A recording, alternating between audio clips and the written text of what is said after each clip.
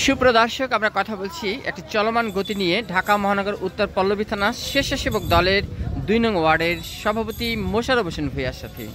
আসসালামু আলাইকুম।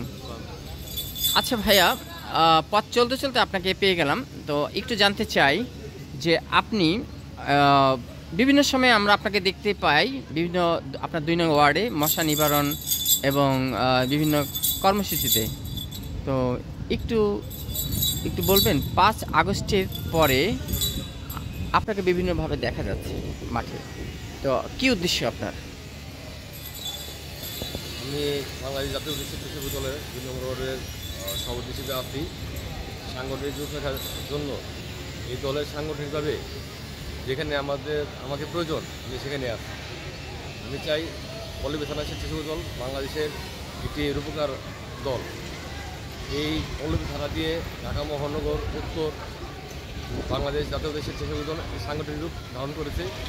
আমাদের মাঝে আমাদের নেতা ছিলেন মহাবল মন্ত্রী আনোয়ার, তাকে সংগঠন হিসেবে তৈরি করেছে ইয়াসিনের। আমরা চাই ওই ধারাবাহিকতা বজায় রাখার জন্য, পাশাপাশি নতুন পুরাতন নিয়ে আমরা বাংলাদেশ স্বেচ্ছাসেবক দল আয়োজক হিসেবে গঠন করতে চাই। যে এখানে ছোটো বড়ো যারা আছে সবাইকে হাত মিলিয়ে কাঁধে কাঁধ মিলিয়ে কাজ করবে, সেই অঙ্গীকার ব্যক্ত করে আমার বক্তব্য শেষ করি। ধন্যবাদ। প্রিয় দর্শক, দেখলেন একজন জাতীয়তাবাদী দলের একজন ছোট কর্মী স্বেচ্ছাসেবক দলের ২ নং ওয়ার্ডের সভাপতি দায়িত্বে আছে স্বেচ্ছাসেবক দলের, কিন্তু মনটা কত বড় এবং কত ভালোভাবে একটু কিছু করার চেষ্টা সমাজের জন্য। ধন্যবাদ আপনাকে।